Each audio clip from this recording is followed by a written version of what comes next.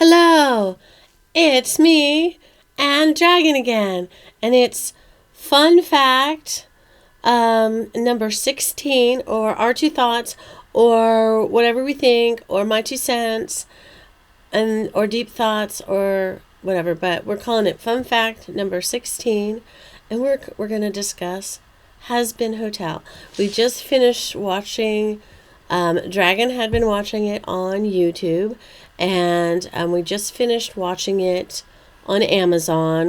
We've gone as far as you can for season 1. We're not sure if season 1 is over and season 2 is coming. I think it was a really good place to end it to start a new season. But season 2 is supposed to be coming really soon, correct? Yes. Yes. And we're going to do our two thoughts on it. Now, I think my favorite character is Angel Dust still. And they really have centered a lot of the story on Angel Dust, right? So I think I need to move in closer. Sorry. Yes. This is live, kind of, sometimes. Anyway, so I like Angel Dust. What's your favorite? Angel Dust, I feel like, is a really good character that they've given a lot of attention to. He was definitely a fan favorite, so they probably leaned into that a little bit.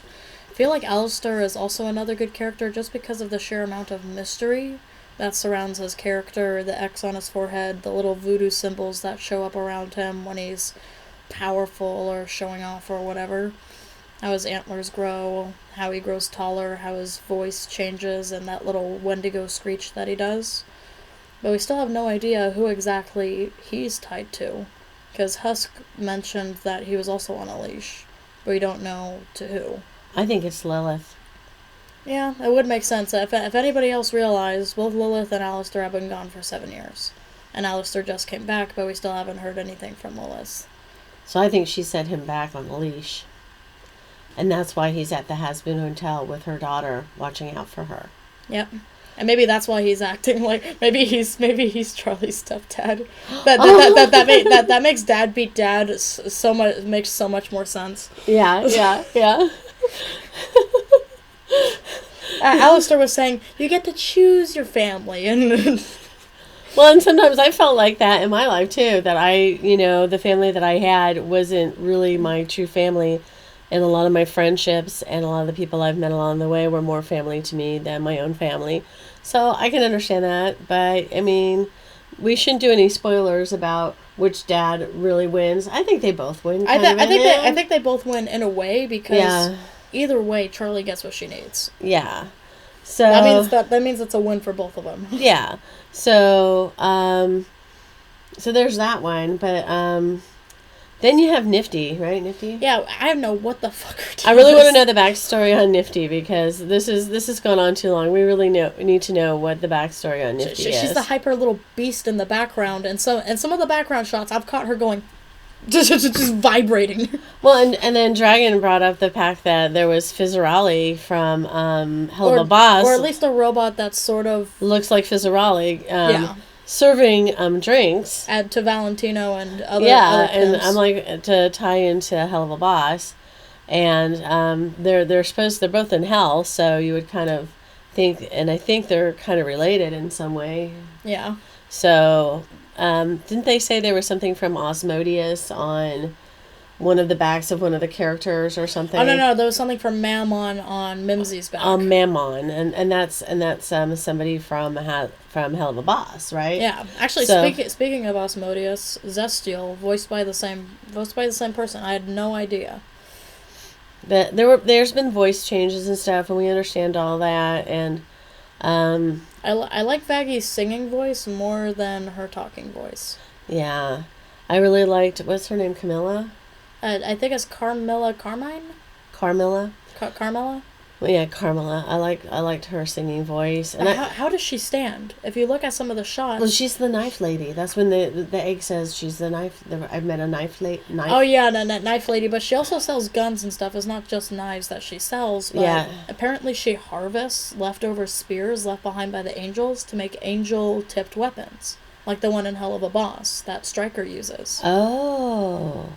And so there's a lot of relationship between Hell of a Boss and Hazbin Hotel. But we just finished watching, I think, the whole season 1, but we'll see if they come out with some more episodes. But the last episode, wow. It was a lot. It was a lot. I think the little Sarah angel is Charlie's sister or something. And the fact that, well, should we say Vega has ties to heaven? Yeah, but Vaggie. Vaggie has ties to heaven.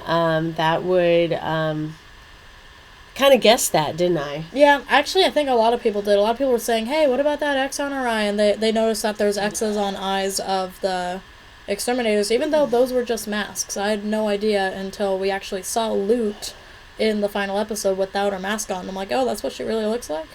She looks a lot like Vaggie. But there's a lot of strange X's here and there. Like on Alice's And so head. I think we're going to find out more about what these X's mean, especially these X's that are kind of floating on top of Vaggie's hair, and then it's on her eye, and then it's who knows where. It's kind of like a weird X. So I think we're going to find out more about what these X's are, and I think they're going to have some really significant meaning. But I still don't get how douchebag asshole Adam is in heaven, and if it's so easy to and make Charlie, angels. yeah, and Charlie is not, because she's like the sweetest thing, and I think she was born in hell. I think that's the thing. oh, so you're born in hell, so you have to stay there if you're born in hell. I mean, to be fair, they did give Lilith, Lucifer, and Charlie, I think, all free passes from execution, so they can't be killed during extermination. But didn't Adam just say he's going to come down and kill her and everybody in her hotel? Yeah. Yeah, so I don't know what's going on there, but there's something wrong with heaven if this is heaven. And from even our societal norms for when it comes to heaven and hell, things aren't really working and looking the way you would think heaven and hell would look. So I think there's kind of a gray area. And I'm wondering maybe if that's where Alistair and Lilith took off to. They might have gone to heaven, or I know some people have thought about theories about purgatory as well. Well, no, I think it's kind of a in-between place where you're not heaven and hell. Or maybe it's reincarnation and you're reborn. Alistair's just like, alright, I'll be back for 7 years. He dies at age 7 and he comes back as the same person. Yeah. Yeah. Something like that. I mean, who knows? But give us your thoughts. These are just some ideas that we're thinking of.